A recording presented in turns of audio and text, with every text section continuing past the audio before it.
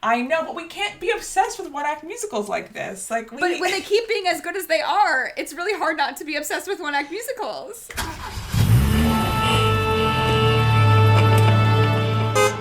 Hi everyone, welcome back to Off to Broadway, the podcast where we deep dive into anything and everything musical theater. I'm Tara. I'm Stefania. And in today's episode, we're back for part 2 of the Tony nominations. If you listened to last week, we would have given you all the acting categories. It is still May 1st when you're listening to this episode. It is the day of the Tony nominations. And we just came back from New York. So we are fresh on not almost all, but a lot of these shows that we will be talking about. We're really knowledgeable this year. We're really knowledgeable this year. So knowledgeable. We have firsthand experience, unlike previous years.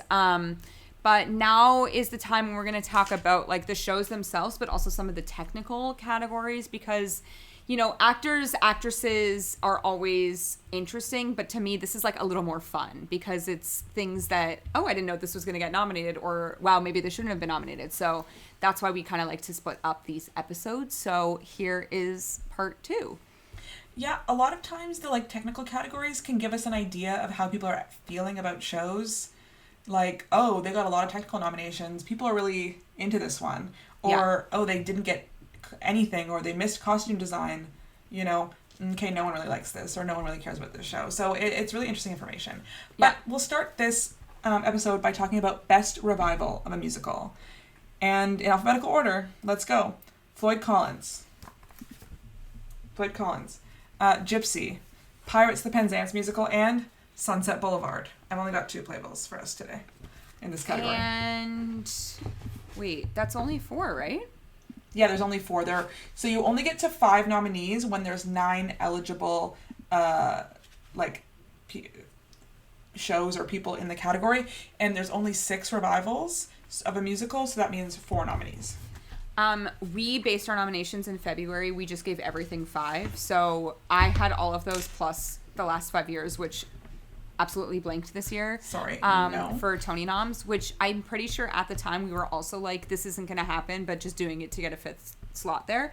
But I do think what's kind of interesting about this is that Pirates, the Penzance musical, is nominated here as a sole nomination for a revival, but I thought it was interesting because earlier this week eligibility came out and they could have been eligible for a new original book. So that doesn't always happen, but I believe because it's not called like the Pirates of Penzance, this is a different title, so it's a new and improved book, but it actually doesn't matter because it wasn't nominated, but I just thought it was interesting. Yeah, I do think they completely rewrote the book and it has a different setting. And they've kind of structured the show differently. Like, they're in New Orleans, and they're putting on a production of Pirates of Penzance. So, it's a revival, but it's also original. So, fun, but not really relevant to us today. No. Where I do kind of want to go from here, though, is to lighting based on revivals, because Sunset Boulevard is here. Which I think if you would have asked us back when we saw it, I would say give this award to Sunset Boulevard for lighting. But the interesting thing is they did not get the set design and video design nomination. Well, here's my main issue with this in general. I think we kind of talked about this weekend when we were in New York, is that are we at a place now that because there are so many video elements to shows these days, like should those categories actually be split into like video design and then like practical set design? And the answer is in 2025 they're still not split categories. We're still here as part of scenic design, but that is kind of crazy that they didn't get nominated for that because the video is the show as far as I'm concerned.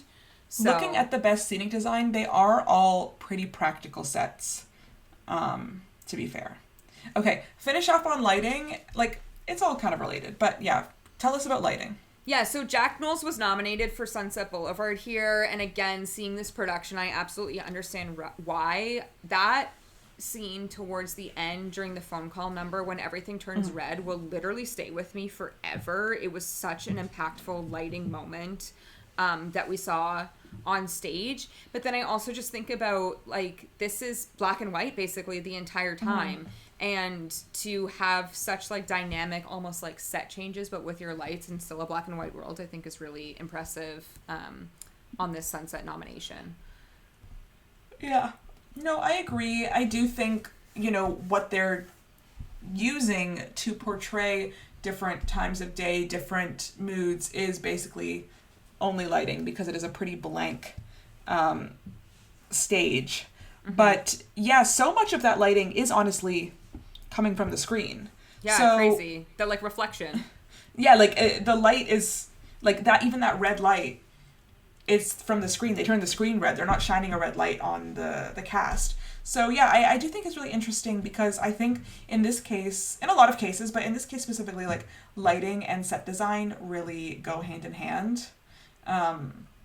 So yeah, really interesting. But again, I think in scenic design that they're still really loyal to a physical practical set. And also we had some really beautiful ones this year, so it's not like there's something that snuck into this category. Everything is, a feat in beautiful set design. There are other shows I want to touch on here for lighting, but I guess just to go back to Revival for a second here, I still think we both stand where we stood back in the fall, that this is Sunset Boulevard's award to lose. I do think so. Yes. I just think it's doing something different. It's trying to reinvent. It's a pretty classic production of Gypsy. It's a pretty standard production of Floyd Collins. It is a different production of Pirates, the Penzance musical, but there's only a nomination, so I don't think there's a lot of love for it. So Sunset Boulevard is taking kind of a tried and true show and reinventing it for the audience, and I think it'll be rewarded for that. Yeah, agreed. Let's touch on Floyd Collins here for lighting, because I do think that is some really beautiful lighting done in the Vivian Beaumont. We're really playing with darkness when Floyd is in the caves, but then also when they're outside, there's sunsets, there's sunrises. The carnival scene is beautiful, the way that that's lit. And then that dream ballet sequence at the end is just a whiteout, basically. It's a blue sky. I would say that this section that I'm about to speak on would be considered lighting, but something that I was so obsessed with in this production was almost the tableau silhouette that the actors were doing to almost create paintings. It looked like it almost looked like an old painting or an old photograph of something that you would have seen, which obviously these events took place 100 years ago. So it looks like a snapshot in time, and I thought it was so well done by having all of the actors at the back of the theater or of the stage in silhouette, just with that different gradient sunrise or gradient sunset, but really blacked them out so they could be silhouette. I thought it was really beautiful. I think the thing with Floyd Collins is what the lighting does so effectively is it communicates the passage of time. You really understand how long Floyd has been down there by seeing the sunrise and sunset, and you know he can't see it because he's in a cave and it's dark there, but what we're seeing is the days continue to pass, and by using lighting to show them almost keeping watch over him day and night, and people gathering day and night around this cave opening. And so I think the lighting design is really beautiful. And it also helps to create kind of the claustrophobia of the cave, or it attempts to create the claustrophobia of the cave and the feeling of being trapped when you're in that giant Vivian Beaumont. All that's done with lighting. It's not done with a practical cave, obviously. Yeah, a lot of not obviously, I don't know, but it is not done with a practical cave. Yeah. A lot of spotlight getting smaller on Jeremy as he goes deeper into the cave is a really interesting way to do that. While he's lounging. On the dentist chair, yeah. There are two other shows here that are nominated for...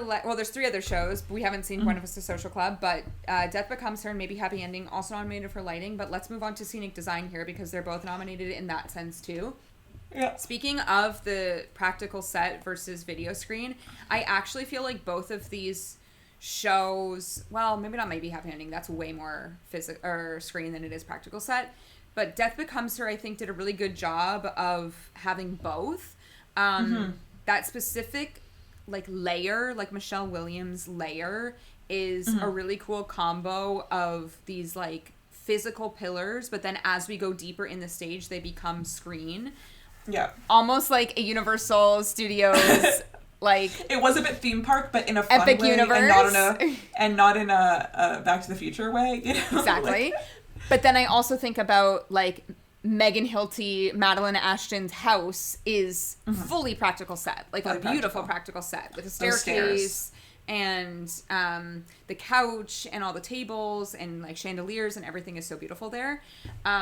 What I really loved, actually, like to talk about projection design, is through the windows of that house. It was a projection back there, and they really used it to play into the surreal aspect of this show. You have this huge practical house set, but then they use the screen to show Helen being like shot across the windows after like a hole is put through her body, and it is cartoonish and animated and campy. Yeah, the camp and the screen, I think, adds to that kind of surreal element and works really, really well. Mm-hmm. And then we obviously have maybe Happy Ending here, who I would say is like mostly screen use, projection. Those are some of the most high quality. Yeah, I think they have a lot of practical set in that show. The apartments for sure, yes, and also like James's apartment, Jeju Island. Yeah.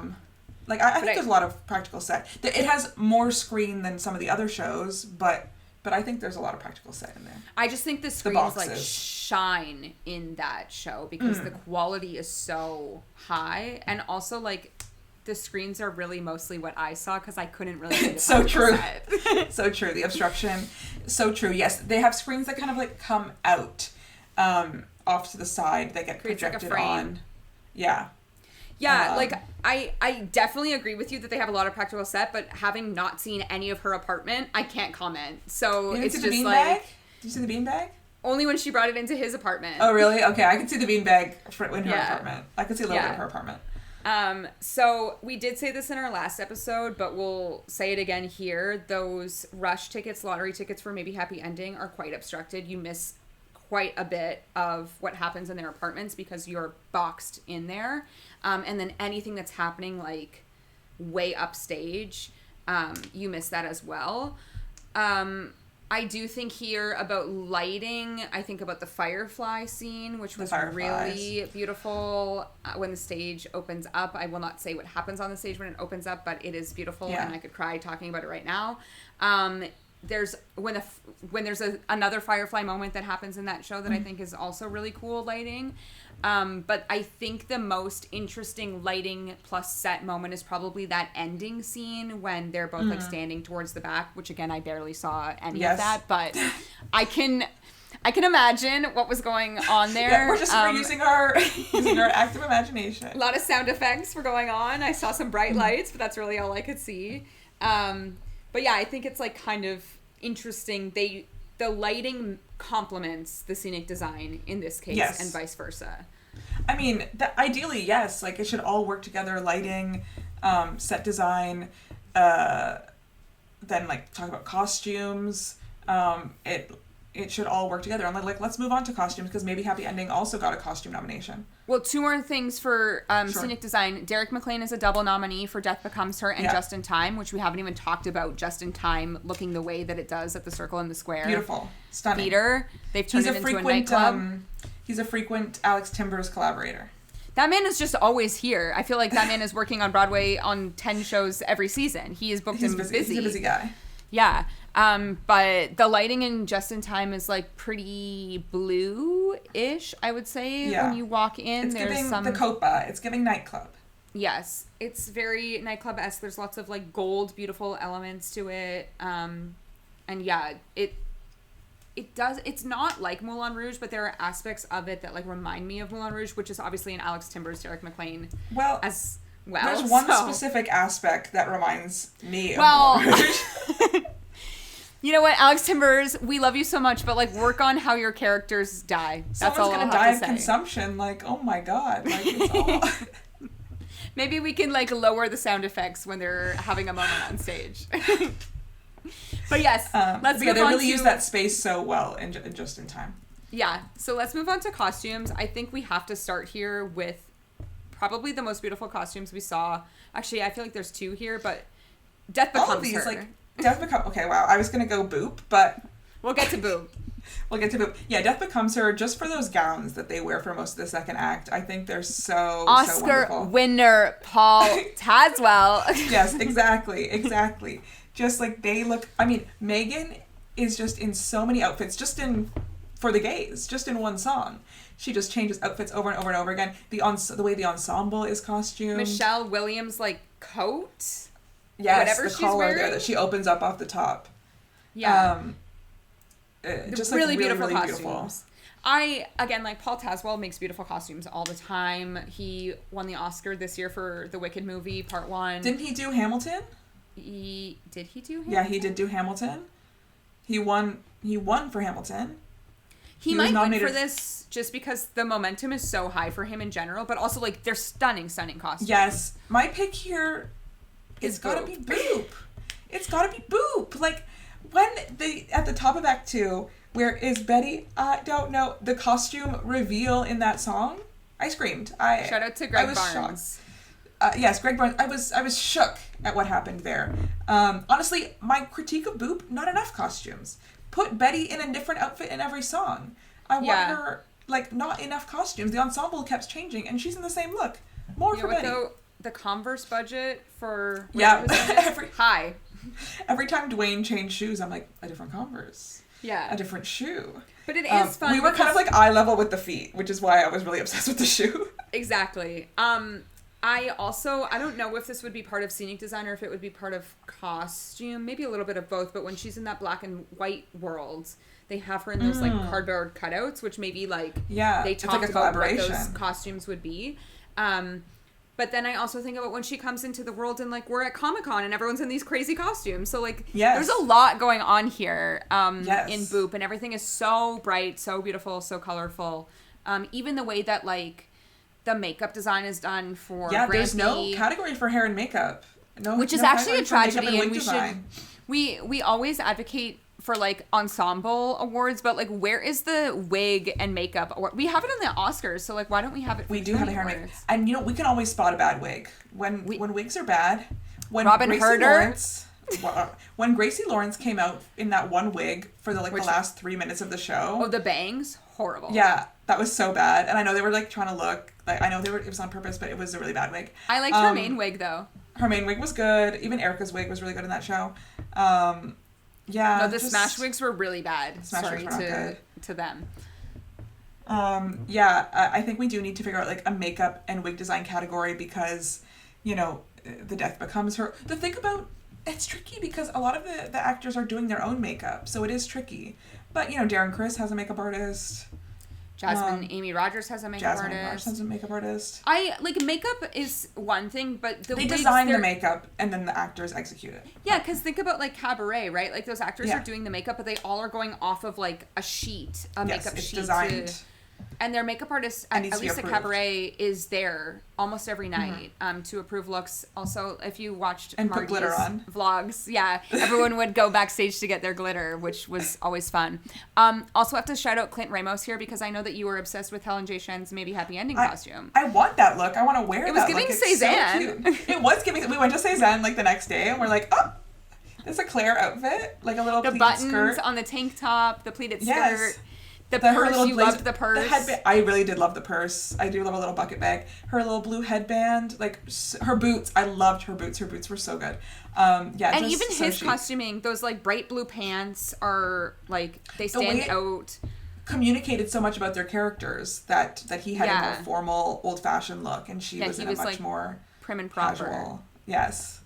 And then we had like Gil as the jazz singer wearing like old-timey, almost just-in-time-esque outfits during his time on stage. And then we also have Catherine Zuber here for Just in Time, who... Beautiful.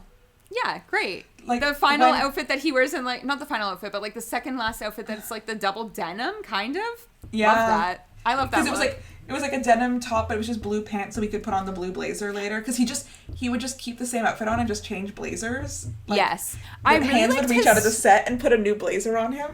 I really liked his first. No, yes, but the first outfit that was the like sweater, the patterned sweater. Yeah, cute. They just kept putting blazer on. What I'll shout out is at the top of Act 2 when we meet Sandra Dee and the three ensemble ladies are in those like pink dresses, and then beautiful. Sandra Dee is like walking behind them in a similar dress. And the sunglasses and the umbrella and like the parasols. Like stunning, beautiful. I love that like fashion. I love that style. So Jonathan looks great in this show. Like, he is probably in the best shape of his life because we know he's dancing 8 times a week on Broadway. Did you see his high kick on Stephen Colbert? No, I didn't watch the performance yet. I have it saved. He does a high kick. Wow. What a man. Okay, where should we go here? Okay, we've done costume design. We've done scenic design. Let's do direction. Let's talk about direction of a musical. Okay, let's actually go through all 5 nominees in this category, because this is where it gets interesting, I think. Mm-hmm. Best direction of a musical: Saheem Ali for Buena Vista Social Club, Michael Arden for Maybe Happy Ending, David Cromer for Dead Outlaw, Christopher Gattelli for Death Becomes Her, and Jamie Lloyd for Sunset Boulevard. This is interesting, I think, because a few months ago I'd been like, yeah, Jamie Lloyd, and now, again, I just feel like Sunset Boulevard is kind of plateauing. But Evita's coming out. No, I know, but not here in the West End. And I know, I'm thinking about like what Michael Arden did. I don't think I love Dead Outlaw, but I don't know about David Cromer here. Remember, I'm pretty sure it was the last time we recorded. We were like, Michael Arden's never won anything, and then we realized he's actually won. Like, he won for Parade, which was so. He won for Parade. I don't know. I do think the direction in Dead Outlaw is really good. I agree, but I just think it's just a little like smaller. I think Jamie Lloyd still has this. He's doing something like really cool. Although, is it Buena Vista Social Club? Like, it might be. Maybe. What has Saheem Ali also done? From Nairobi, Kenya. Associate Artistic Director at the Public Theater in New York City. Okay. But also, is it Death Becomes Her? I did love Death Becomes Her. Like, I had such a wonderful time at Death Becomes Her. I don't know. It's a tricky one. It's tricky. And this is, I believe, Christopher Gattelli's like first Broadway directing credit. He's mostly known as a choreographer. He's kind of on the Jerry Mitchell path, the Casey Nicola path of, you know, moving from just choreographer to director and choreographer. Yeah, I really liked what he did with Death Becomes Her. But I don't think he's going to win here. Like, I don't know. I'll stick with Jamie Lloyd, but I know what you're saying. But I think he's still kind of like in the conversation. Yeah, definitely. We were wrong on these nominations. We had 2 people that were not nominated. We had Gypsy. Yeah, sorry. I don't remember what my second one was. My other nominee. Oh, Operation Mincemeat. Yeah, my other nominee was Tina Landau. So, nope. Obviously not. Clearly not. And you know what? Yeah. Jerry Mitchell robbed. No, let's talk about choreography.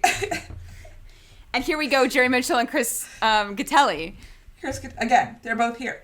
We got Josh Bergasse for Smash, Camille A. Brown for Gypsy, Patricia Delgado and Justin Peck for Buena Vista Social Club, Christopher Gattelli for Death Becomes Her, Jerry Mitchell for Boop the Musical. Okay, my winner here is Boop. But based on the opening tap number alone. I cried. I literally cried. But I think this might be Buena Vista Social Club. Okay, the one thing that I have heard about this show is that the choreography is absolutely stunning. I recently watched Catherine Quinn posted her Way Too Early Tony nominations very recently. They recorded this back in January with Ashley Hufford and Kate Raking, who are 2 people that we watch pretty regularly on TikTok. And Ashley was talking about Buena Vista Social Club, the off-Broadway production of it, and said that the choreography was so beautiful, but the stage was so small that it felt kind of crammed. So she was so excited at the time to see it in a much bigger stage because the choreography was like such a standout from that show. Yeah. So I adore Justin Peck. I love. Did he win last year for Illinois? He did win last year for Illinois. He also won in 2018 for Carousel. He choreographed West Side Story, the movie. I love him, and this he's doing with his wife. I believe they're married, Patricia Delgado. They're both, former ballet dancers. I think Justin Peck actually does still dance. I don't think she does anymore. When does he have the time? Yeah, I do think he is still like an somewhat active member at New York City Ballet. I don't think he's retired at this point, but I truly like usually love his choreography. So I think this might be a Buena Vista Social Club win. Though again, loved Boop. I mean, Josh Burgass, who's doing the choreography from the TV show, but I sat here before we started recording saying, what choreography, Smash? Because it's very thin to me. They have, like, a couple moments, but, like, nothing like Boop was giving us. Nothing show-stopping to me. The way Boop stopped the show with choreography, to me, multiple times. I guess the biggest number in Smash would be Let's Be Bad, and it didn't even feel very big. Maybe the, like... The opening, like, the fake Let Me Be Your Star. No. I was thinking to say, like, the baseball number when they're, like, throwing the bats at each other. What about, like, Don't Say Yes Until I Finish Talking? Oh, you know what? Sorry, the Wolf. That was decently big choreography. Not a wolf who didn't love to howl. Yeah. Wasn't he in Smash, the TV show? Yeah, I think he was. Like, as a choreography character? Yeah. Yeah, he was, like, the assistant choreographer, because, like, Derek was the director choreographer in Smash. I mean, like, our main critique of Smash, other than, like, so many things, but, like, you should have just made the TV show into a theatrical show instead of trying to write a new I don't get why they changed so much that was at the core of Smash to make this musical. Like, it's silly. Make it silly. And not in the silly way that this was. So... And then we have Gypsy here. Camille Brown is also here all the time. She is here all the time. And I love that they brought in, like, a black choreographer for this black family in Gypsy to bring in, like, those dance styles to this family. Agree. But, yeah. She did ones on this island. She did... Choir Boy. She did Choir Boy, yes. What else did she do? For Colored Girls, she did Hell's Kitchen. Oh, last year. She has not won a Tony, though. Wow. So. Okay. She didn't win for Choir Boy? No, but she was nominated. Oh, she also directed for Colored Girls. Yes, I that was last year, right? Or was it the year before? That was 2022. So recent enough. So 3 years before. Yeah. Let's move on to score, because I feel like we saw all of them except for Real Women Have Curves, but you listened to a few songs today. I was listening to it today. There were, like, 4 songs on YouTube. I thought the songs that I heard were really sweet, really nice. My favorite, I believe, is called Daydream. There's kind of, like... I can't even sing it now, but there's, like, a sound that they make, like a... It's not real words, but they're, like, singing... something, and I really liked that. And they did also this title song, Real Women Have Curves, on one of the morning shows, and I watched that performance, and I was bopping along. It's a sweet, it's sweet music. Like, what do I think Boop was snubbed? I do. Steph is now a Boop stan. No, but I really, like, I have now stopped listening to Boop. Why look around the corner? It's so funny because, like, we both really liked this when we saw it, but I feel like you like it even more now with, like, distance. I just had a nice time at Boop. like when people, like, who I don't know very well are like, what did you see?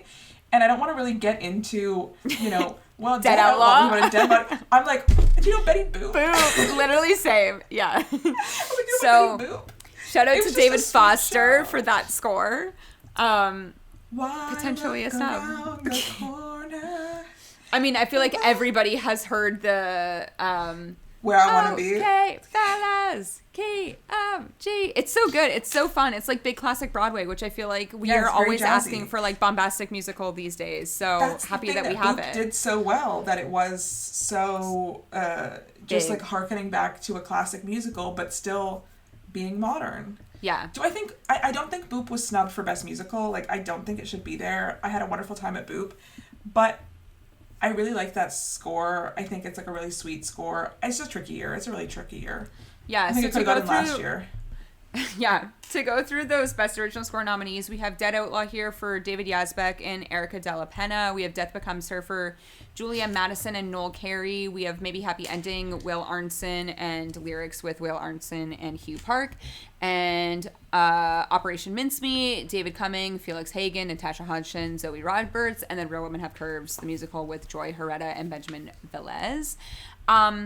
Dead Outlaw, which I said when we left that theater, this is my favorite David Yazbek score I've ever heard. 100% It agree. is so good. I don't even know how to, like, properly describe the style of music that it is, because it feels like a mishmash of, like, so many different genres. Americana.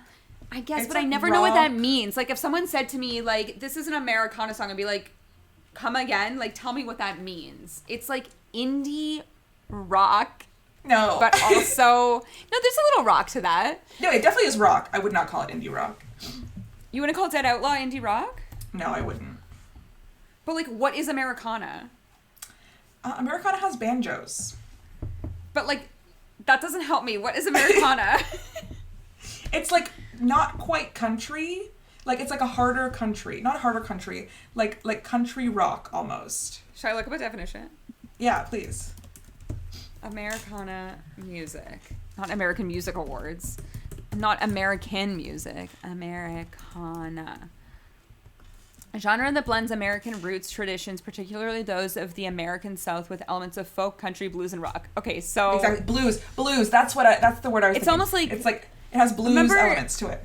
Remember, like, Ramin's band was, like, Broadgrass. Okay, This. not quite that. But yes, I wouldn't call this, like, bluegrass as much, but I do think, like, there's definitely an element of blues. It's definitely, like, southern, yeah. There's, like that Andrew Duran song is pretty rock forward, for sure. I would say. For sure. There's amazing, like, guitar riffs in this score. I just, like... I've seen a few David Yazbek, like, musicals. I've listened to a bunch of his scores. I've never heard anything like this. This does not yell, scream David Yazbek at me. And I'm so happy for him that it doesn't, because this is truly, like, phenomenal music. I cannot wait for this cast recording. Like, I don't know if they're recording it, but, like, I'm counting down the days for whenever that day comes. No, absolutely same. I keep going to YouTube and listening to the 1-minute clips of Dead. And also, I think B-Way Show posted, like, a longer clip of Something from Nothing, which is, like, the Eddie Cooper song that the, like, mortician sings. And then I can't stop doing the, like, Trent Saunders, like, Dead Outlaw, like, in the back. So good. That's definitely, like, I don't even know what genre I would call that, but so good. So good. No, really, like, his best. And then also amazing music, and I'm not especially after we hated on Dirty Rotten Scoundrels, like, a few episodes ago. This is the thing. That's what I mean. Like, David Yazbek, like, so different. A chameleon. Versatile, but, like, this is where you should stay, David, because we really like this. So, although I do love the Bands Visit music, I think it's really beautiful music. But, like, Tootsie, I don't really care for. I did not like Dirty Rotten Scoundrels. So to hear this and to think that it's the same man, it's, like, it's really impressive. Another score that we've been listening to since we came back, Death Becomes Her. This is a music duo that I'm not super familiar with. Julie Mattinson and Noel Carey. And what I wanted to bring up here is there was an article that was written for Broadway.com. We were talking about the fact that, like, it sounds like something, and it sounds like Disney villain-esque. And in this article, they talked specifically about how they wanted to make sure that Madeline and Helen's numbers had this, like, old Broadway type feel. Think about, like, For the Gays, which is, like, so big. Very Liza. Obviously. Very Liza. But then they also said that they pulled inspiration from old Looney Tunes and Golden Age Disney animation. Wow. And I was like, Arabian Nights from Aladdin is in this score. The song, like, Siempre Viva. for... is that what it's called? I think is it, or Forever Young? Whatever it is. Oh, Forever Young, is that the Michelle Williams one? She does say Siempre Viva in that song, but it might be titled for, maybe it might, I don't know what it's titled. Siempre Viva, and but then, she like, sings the, subtitled, like, Forever Young part, which is the same, like, notes as Arabian Nights from Aladdin. But I also, and I need to listen back, because when I was listening to it today, I was like, oh, there's these intros of this music that sound like Beetlejuice to me, like the movie score.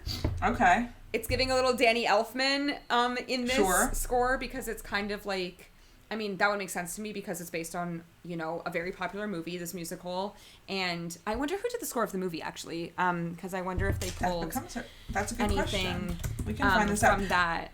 But it has a mix of, like, haunting, really interesting music, but then also, like, big Broadway.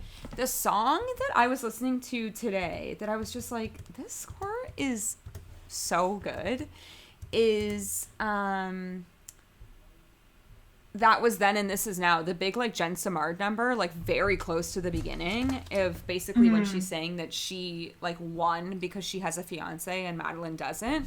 Jen Samard has never sounded better. But I think the song that has like transcended before the cast recording even came out is Tell Me Ernest. Tell me. Tell me Ernest. It's Megan Hilty is doing such incredible work on this in the show, but on the cast recording, she is really hamming it up to that microphone in the booth, and I appreciate. We had seen Smash that afternoon, and I was kind of like, well, on it. And then we saw Death Becomes Her that night, and I said, Ivy Lynn, welcome back. Welcome back. Exactly. You are here. You are slaying for us. I'm looking. Alan Silvestri did the score for Death Becomes Her, who also did like so many movies like Back to the Future, though, which is one that we would know. Like Father of the Bride. I don't know. Van Helsing. I don't know. It was giving Danny Elfman to me at certain moments. It was giving Danny Elfman. It's Alan Silvestri, which is like he can make like grand music. I haven't seen the Death Becomes Her movie. I was really convinced it was Bette Midler in this movie, but it's Goldie Hawn, and I confused I think everyone around me. It's so funny because like I've seen the movie only recently this year, and I was convinced that it was Susan Sarandon, but it's Goldie Hawn. It's Goldie Hawn. Sorry, it's the red wig. I asked my parents, I'm like, have you seen Death Becomes Her? And they're like, with Goldie Hawn? And I'm like, she's like, not in this movie, but she fully is in this movie. And then the husband is Bruce Willis. Yes, Meryl Streep, so Goldie Hawn, and Bruce Willis, and Isabella Rossellini. And then, the rest of the people are ensemble. Other, exactly. Multiple parts. Josh Lehman. Sorry, I forgot about Josh Lehman. A star with a big number. Love him. Yeah. No, it's really good. The music is like super fun. It's very cinematic, which I think works really well for this type of a show, obviously. Yeah, I think this is like a story that sings, like was called to be musicalized and works really well here.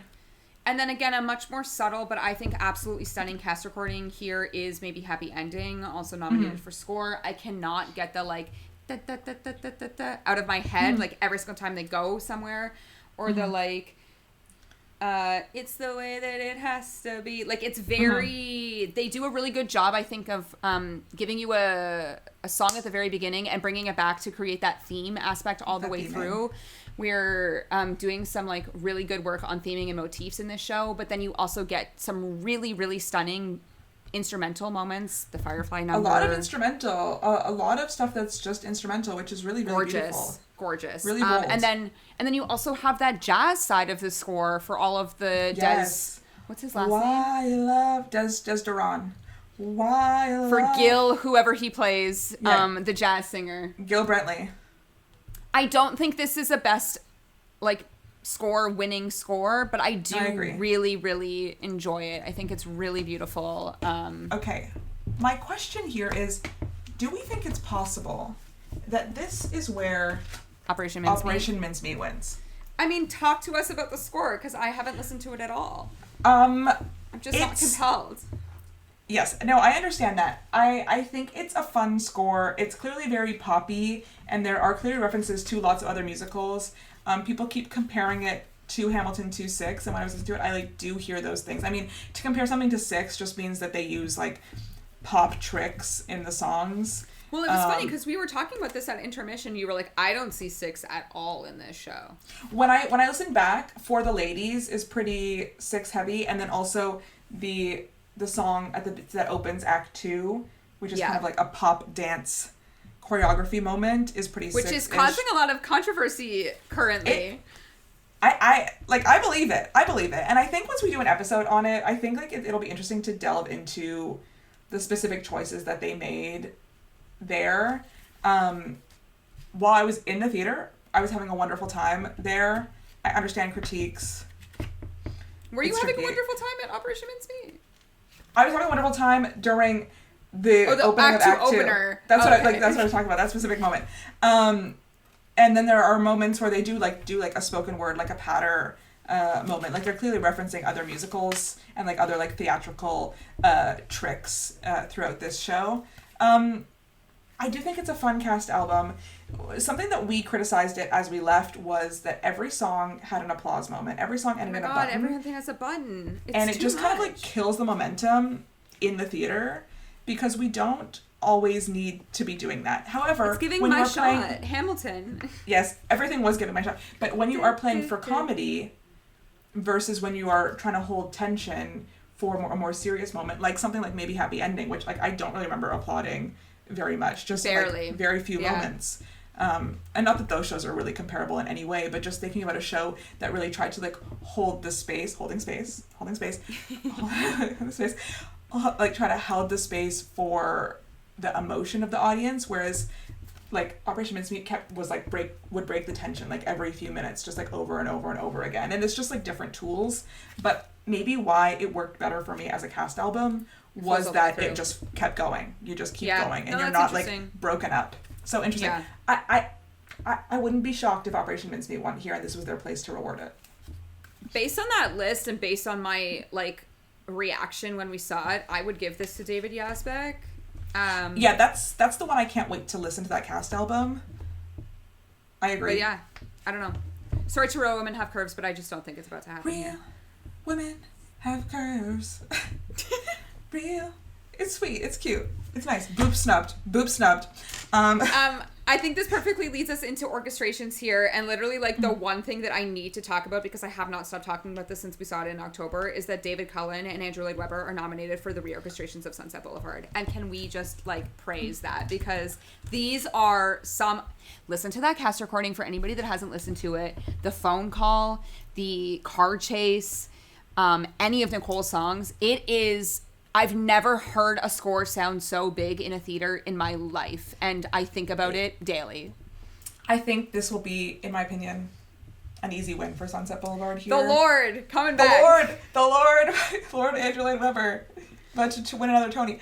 Yeah, I really do think that the orchestrations are one of the strongest parts of the show, and I think it works so well also because the stage is so empty that it is filled by that music. Like, you never feel like you're missing something because the music is so grand. And that's how it was written, but also it's a huge orchestra down there. And they're really, like, delivering on the promise of Sunset Boulevard. But, that being said, we've also got Andrew Resnick and Michael Thruber here for Just in Time. And those orchestrations with the band on stage are also really good. They got me to cry to Mac the Knife, and that's what I'll say about that. Like as someone who's seen 20 tap solos to Mac the Knife, to then cry to Mac the Knife, that's crazy. Yeah, this show got me, press and play on Bobby Darin on my Spotify. That's the level in we're 2025. At. In 2025, they got me be like, Lazy River, press play. Like not even like Splish Splash. Like I'm like Lazy River. It was so funny. I was telling my brother about this show, and I was like, do you know the song Splish Splash? And he was like I was taking a bath. And I was like, yeah, that one. That's the one. He's like, you saw a musical based on that guy? And I was like, yes, we did. Yes. The song that he sings at the end, The Curtain Falls, I'm like, fave. Put that in my faves, okay? Yeah. But then we also have Marco Paglia for Buena Vista Social Club. So, yikes. The thing about orchestrations that I think is really interesting is that you can often see the work best in music that's existing. So there's only one original score in best orchestrations. Everything else is either jukebox or revival. So in Buena Vista Social Club, it is a jukebox musical, just like Just in Time. And so they're taking these existing songs and really like amping them up for Broadway. So yeah, I always think like a revival or a jukebox is much more likely to win in orchestrations than a new musical. Yeah, the other revival in this category is Floyd Collins. Bruce Coughlin did the orchestrations. Really good. Like, it sounded great in there. Sounds good. The echo sounded really nice in that theater. So, yeah, I don't know. I would like to see an Andrew Lloyd Webber win here because I just think that these are like out of this world reorchestrations. I agree. I think this is Sunsets. I can't hearing and seeing the phone call on stage is something that will literally stick with me forever. It was so big. There's like a big cymbal moment that happens, a big drum moment, and I'll never forget it. I think it's like upwards of a 16-piece orchestra in the pit there at the St. James, and it's never sounded better in a theater. This is a really, really strong score in general, and to hear it done in that way just felt so big, so like grand, and I absolutely loved it. So yeah, fully. My vote is for Sunset. I think Sunset has this one personally. I do just think that music has never sounded better. It has the potential to sound a little dated, and I don't think it sounds dated. It just sounds really, really grand, and it works so well to kind of counteract the minimal staging of the show. So, love. I mean, to talk about Sunset for one more second, also want to shout out here Adam Fisher for sound design, because we are going outside. That's crazy. We are outside. So, that's like the only thing I want to say about sound design is that we're going outside for Sunset Boulevard. So congratulations to that man for being nominated. I did want to touch on very briefly, because I did bring it up in our last episode, the special Tony Awards. There are 2 this year, and it's going to the musicians who make up the band of Buena Vista Social Club. And it's also going to the illusions and technical effects of Stranger Things, The First Shadow, which I thought was kind of interesting. And you know who's robbed here? Who? Pudgy. Philip Huber. Where is the special award for marionette artist? Snubs. Do you think, what if Pudgy presents an award? But like Boop is not nominated for Best Musical, so what if Jasmine Amy Rogers in the audience has Pudgy with her? Yeah, like just Philip Huber sitting next to her, and it's just Pudgy. No, he's not there, just the dog. No, but like, he has to animate, he is Pudgy. Maybe they'll do like a bit with him, because I do think he is a social media star these days. Or maybe he's just a star to me, so I don't know. He's just a star to you. Post your TikTok, Tara. Post your TikTok about Pudgy. What if she just comes with like the plush doll in the audience? Maybe. Or turn into a purse. Is that morbid a little bit? It's giving the Jellycats, though. It is giving the Jellycat. The Jellycat purses. No, we don't really know anything about the Stranger Things show, although I did read something the other day that apparently it's like completely a changed production than it was in London, which is kind of interesting. So interesting. We did go see the house, though. We did go see the house. And we went up the escalator, we're like, it's a house. And then we turned right back around. Yes. From the production photos, though, it looks great. The practical effects are probably great. I think if you're a fan of the show, it's probably like the Marriott Marquis' maybe most successful thing that's been in there in a long time. So it's a good fit for the Marriott Marquis. It did get an acting nomination. I saw that. But who does the person play? Do you know? Henry Creel. Is that the actor? It's a prequel. That's the character. It's a prequel. Prequel. I had no idea. Yeah, it's a prequel. Why do I need to say prequel 12 times? It's a prequel. But then also, yes, that other special Tony Award is for the musicians of Buena Vista Social Club, which is why I say that orchestrations could be an interesting category, and so could score, obviously. And then we also have a special Tony Award for Harvey Fierstein this year, who's getting a Lifetime Achievement Award in the theater. Oh. Yeah, and there's also a special Tony Award for Celia Keenan-Bolger this year, which is very exciting. And the Tonys also honors Excellence in Theater for PBS Great Performances and Michael Price, who I don't know who you are, Michael Price, but congratulations to you. But PBS, it's your time to shine. Michael Price.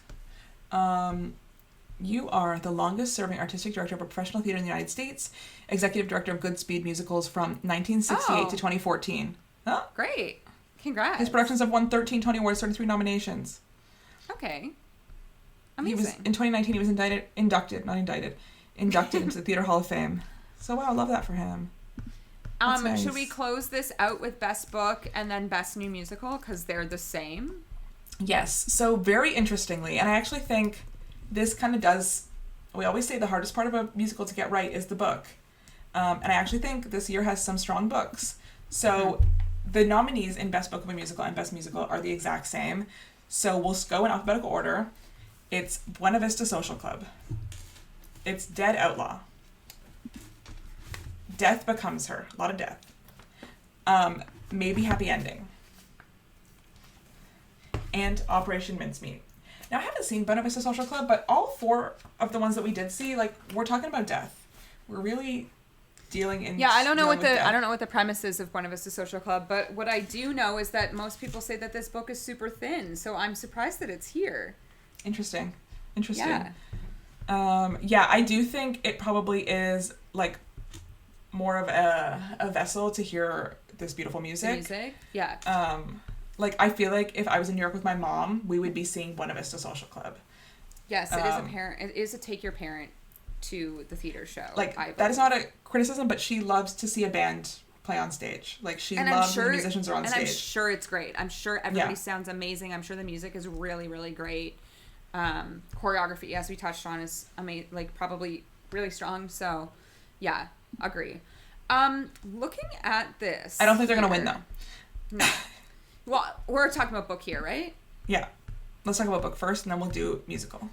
Looking at this, of the 1, 2, 3, 4, of the 4 of the 5 that we saw here,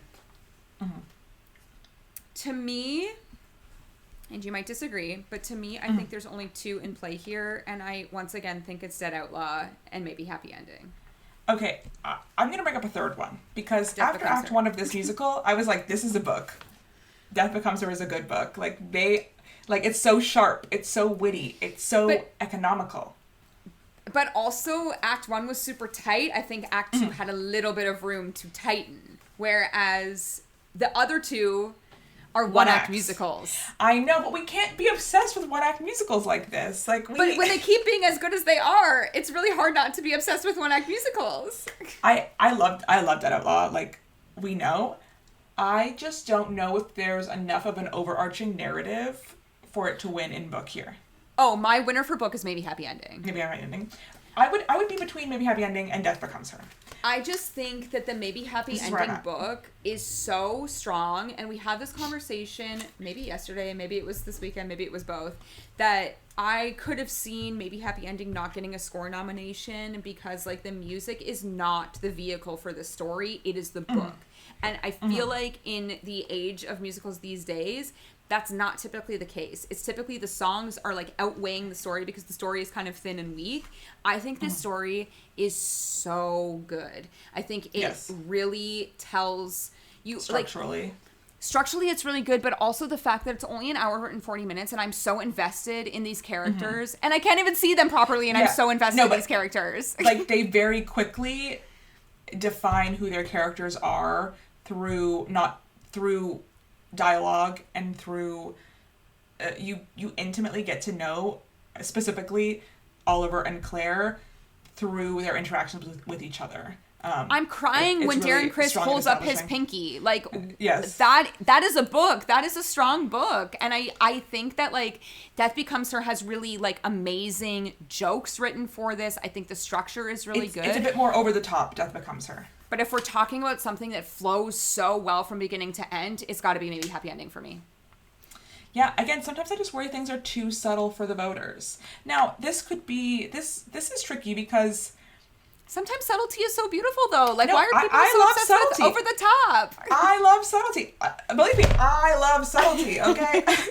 I love when a show just, like, fades to black at the end and then I'm sobbing. Like this like kind of open-ended ending, and I am literally unwell in the theater. I love an open-ended ending. That is, like, my jam. It's really, really hard when the season is so strong to figure out what the voters are going to go for and what's going to happen, and whether something that's a bit more showy will end up, like, because there's not an obvious winner in a lot of these.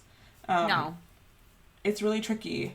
I can see them doing, like, and not to tie it into best musical, I can see them going best musical, maybe Happy Ending, best book, Death Becomes Her, best original score, Dead Outlaw, and just, like, splitting. The only thing that I'll say here, though I said, like, mincemeat for score, I don't know. I think a knock against Death Becomes Her is that it's not original. It's an adaptation, for sure. Whereas, like, the two heavy hitters here are so original. And I think that really is what people are, like, craving these days. And hopefully the voters feel the same way. This is not to say that I didn't like Death Becomes Her, because I absolutely loved it. I just think that, like, when we've got two super original things here at the forefront, we really should be awarding to, like, original musicals these days. You know, adaptation is an we've art. We've lived in a commercial space for so long. We got a movie adaptation winning Best Musical last year. What won Best Book last year? I think it was The Outsiders, which was a shock. I think it was a shock. Suffs. Honestly, Suffs won. Okay. Oh, okay. Oh, she won for director. That's why. Once Danya Tamer won for director, we were like, oh, they're winning Best Musical. Outsiders happened. Yes, Suffs won Best Book last year. Kimberly Akimbo won the year before. A Strange Loop. All original. I know those are all original. And then Jagged Little Pill. That is also technically original. No, but that was the Tony year, so I don't care. That was sorry, the 2020 year. That was the 2020 year. We don't talk about that year. There was only like 3 nominees that year. Yes, of course. It was Jagged Little Pill, Moulin Rouge, and Tina, the Tina Turner musical, which, to be So honest, like, literally bad book after bad book. Like, don't even talk to me about these. We've seen all of them. I've seen all of them now, because we saw Tina, like, last year. I can't talk about these books. A bad book. Like, they're all so bad. Okay, now we're just going back. The year before, Tootsie, so whatever. That was also the thing about Tootsie. An adaptation of a comedy. Yeah, but I don't think it was as good as Death Becomes Her. Tootsie, that's what I'm saying. So Death Becomes Her was even better. Tootsie beat Ain't Too Proud, Beetlejuice, Hadestown. Tootsie won Best Book over Hadestown. But you famously hate Hadestown, so... I do famously think Hadestown is too slow. And, like, really drags in the middle. But you know what? That show's been on Broadway for a long time. No, and people are obsessed, and, like, I'm happy for them. I've seen Hadestown one time on tour. And sometimes that's not the best way. Yeah. No, sometimes it is. But that's the thing, like, most people see these shows on tour. 100%. Like, and you know what's going on tour next year? Death Becomes Her. Death Becomes Her is going on tour. You know what hasn't announced a tour? Maybe Happy Ending or Dead Outlaw. They won't. I agree. And sometimes they want to be able to say, Tony Award-winning musical coming to a city near you. But, like, there'll be a Tony Award-winning musical for something. I think they'll win something. No, I know. I'm just trying to, like, play devil's advocate. And did the devil's advocate? I don't know. I'm just trying to, like, talk this out. We saw this happen last year with The Outsiders of, like, 11 nomination, whatever. Mm-hmm. They literally announced the tour the day before the Tony Awards happened. They knew exactly what they were doing. I don't think they knew that they were going to win Best Musical. I think that was kind of, like, all, like, a surprise. Synergy. It's all synergy. I just think that, like, based on reviews, maybe Happy Ending and Dead Outlaw are also, like, way above everybody else. I know. I agree. And those were my 2 favorite shows of the weekend. Like, those were my 2 favorite shows that we saw the whole week. Those were the 2 that, like, really, like, emotionally gut punched me the most. I don't know that Dead Outlaw emotionally gut punched me. I was just, like, kind of all over the place on that one. No, like... I didn't cry. I don't think I cried. I didn't cry at Dead Outlaw, but it's also, like, you know... so much of this dealt with, you know, mortality the whole week. I was saying this before, and it's just, like, that was kind of the kickoff of the weekend, thinking about you live this life, and then you die, and, like... Who are we different than this man? It touched me. I don't know if I was, like, sobbing, but I was touched. I was emotionally touched by this show. I think also the interesting thing, another thing that maybe Happy Ending has going for it is, like, are we living in a time when people are, like, falling in love with robots in 2025? Like, are we living in the reality that the show is kind of trying to... It's a little bit of, like, a sweet Black Mirror episode, if you will. But I just feel like, you know, every other day I'm reading a headline that's like, my boyfriend fell in love with ChatGPT. And I just feel like we see this happen in this show to some degree. Well, they're 2 robots. No, her owners. Oh, her owners. Yeah, sorry. But yeah, that was like, was he really in love with her? Like, you know, he was just being a weirdo. I don't know. Maybe he was. I feel like it's kind of an interesting, like, that was such an interesting storyline aspect to me because... You know, you have this person that, like, won't fight with you, never tells you exactly what you want to hear, and then you have a real person that, like, doesn't tell you exactly what you want to hear. I thought that was so interesting to delve into that world. The idea, like, can someone who is not a human, like, fall in love or be an object of love? And, like, in the same with each other and also, like, with a human. And also in the same, like, aspect, they weren't, like, in love, but, like, Oliver thought that James was his best friend, like, legitimately. And James is, like, that story, I think, it's just, that's it for me. That's Best Book of a Musical. Like, it just is. There's so many things going for it. Could be. So, who knows? Watch it be One of Us a Social Club, so. It could be One of Us a Social Club, I don't know. Watch it be Operation Mincemeat, so. I just don't know that the book is strong enough here for this, at this time. Who knows? Okay, like, let's move on to Best Musical, because that is where I actually do feel more confident. I do feel like maybe Happy Ending is the best musical this year. See, I think it's Dead Outlaw. You think it's Dead Outlaw? I just think, like I've said, 14 positive reviews, no negatives. I just think, like, this has an overarching narrative in the way that Dead Outlaw doesn't. And I also think, like, the kind of, like, momentum building that maybe Happy Ending has been doing over the past, like, 6 months has been really great. Agree, but where's their Best Actress nominee? We've got... It's true. I just think it's the craziest category. Every acting nominee. I just think that was a tricky category. I just think it was a really tricky category. Oh, 100%. But, like, we cannot count out that Best Featured, both actress and actor, and Best Actor in a Musical are here for Dead Outlaw. Definitely not counting out. I think my pick has to be maybe Happy Ending. I just think that's what they're going to do. We don't know. I don't know. We don't know. Who has the most nominations? Did we even look that up? I think there is a tie for 10 between... I feel like they both have the tie. Buena Vista Social Club, Death Becomes Her, and maybe Happy Ending all have 10.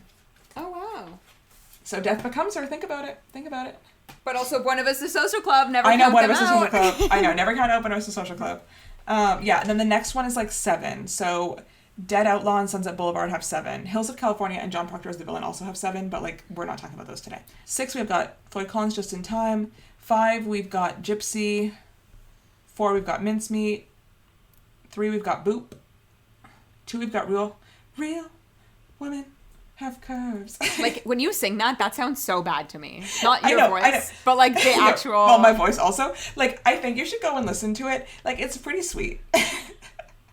Because whatever you're doing, I'm like, I actually never need to hear that. Women have curves.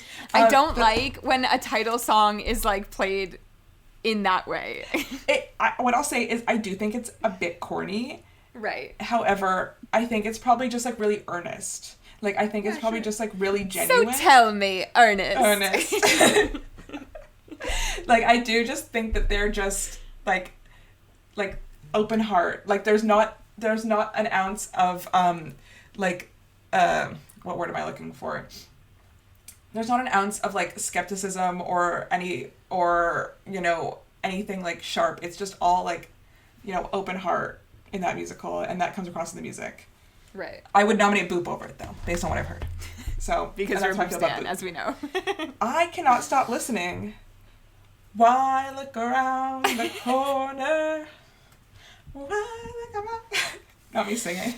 And at 11 p.m., this is where we're going to end this, because as I said in our episode last week, in the last 10 days, we've seen 11 shows.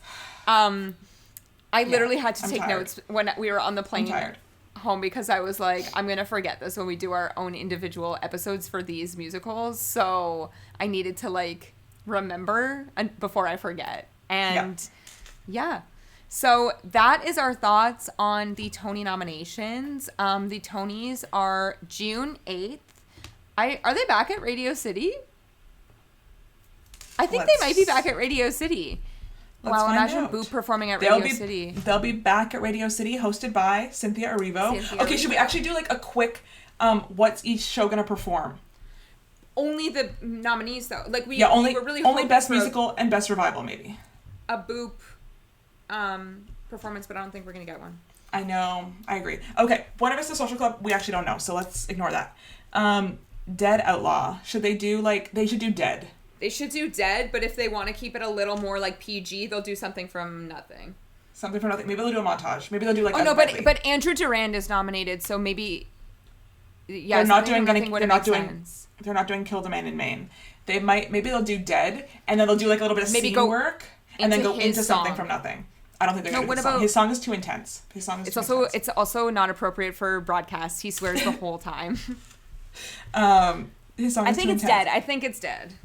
Yeah, that's their like big song from the show. Because they're gonna choose people that are in the audience to say like Patti LuPone is dead, and so are you. And so are you. Betty Boop's dead. Exactly. That's what they're gonna do. Death Becomes Her.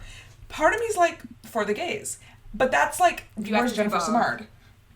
I think it's possibly that like big number. Oh, at the end, Alive Forever. Alive Forever. Don't. What if we just do the staircase scene?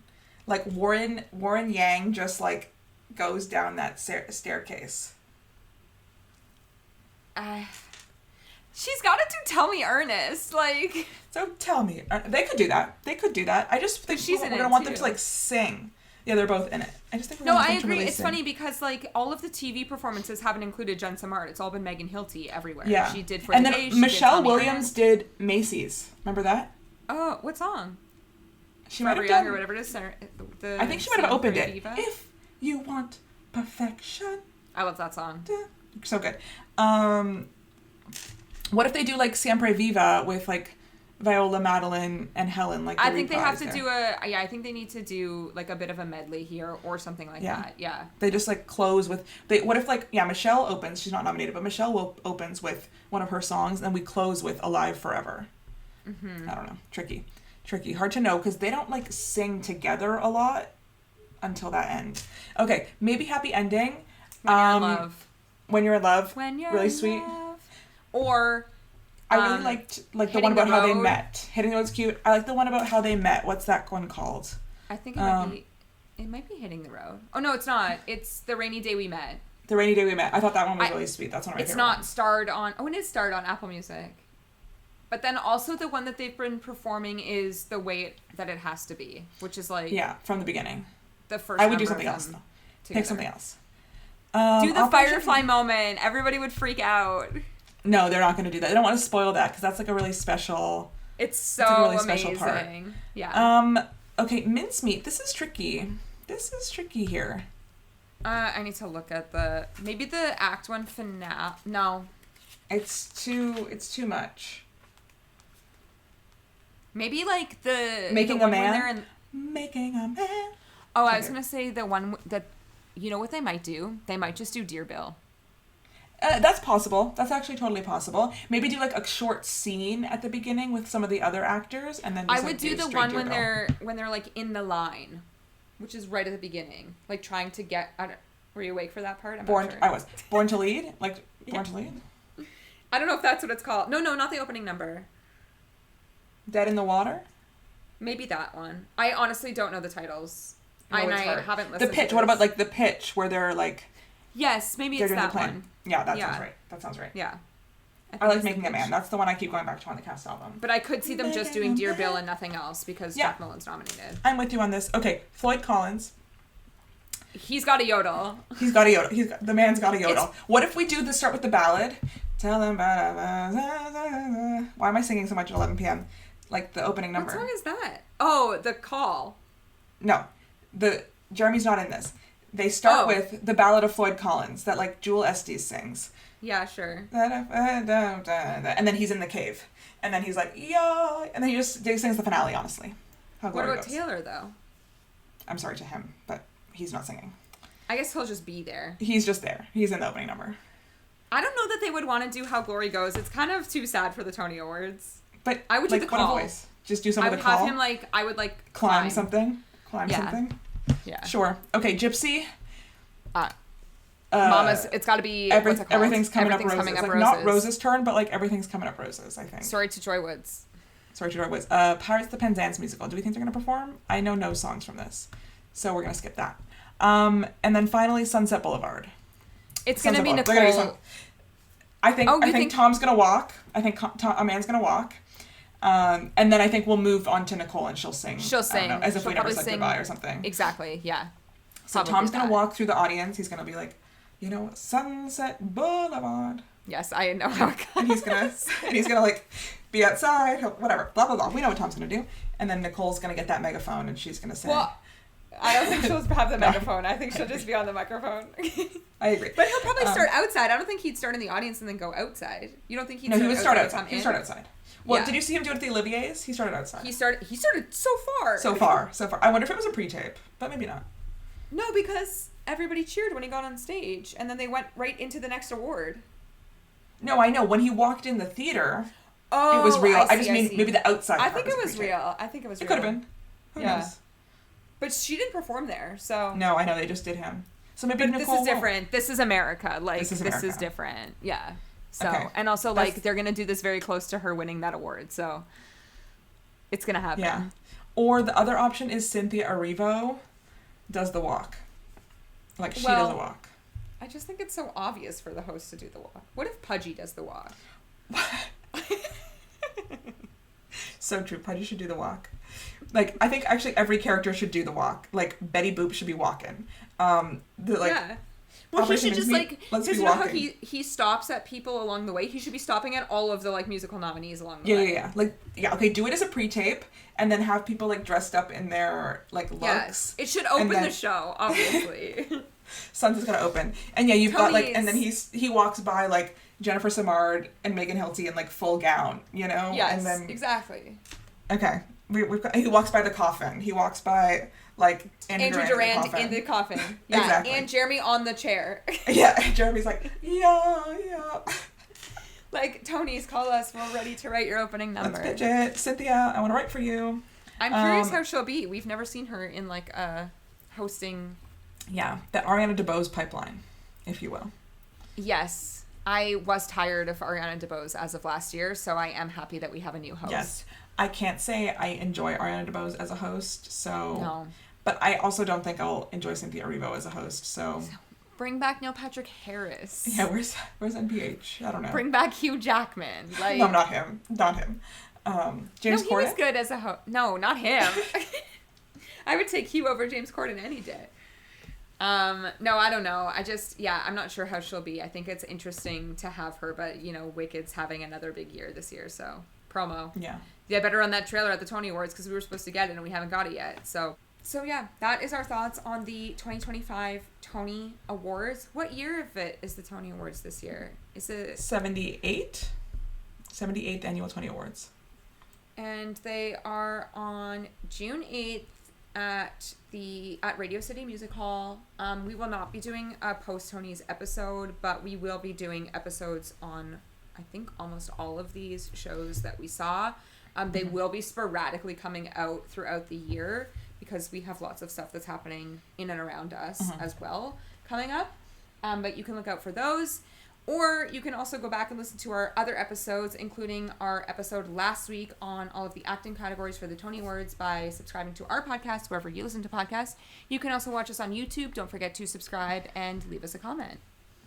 And you can follow us on Off to B-Way podcast on Instagram and Off to Broadway on TikTok. And we'll see you guys next time. Bye.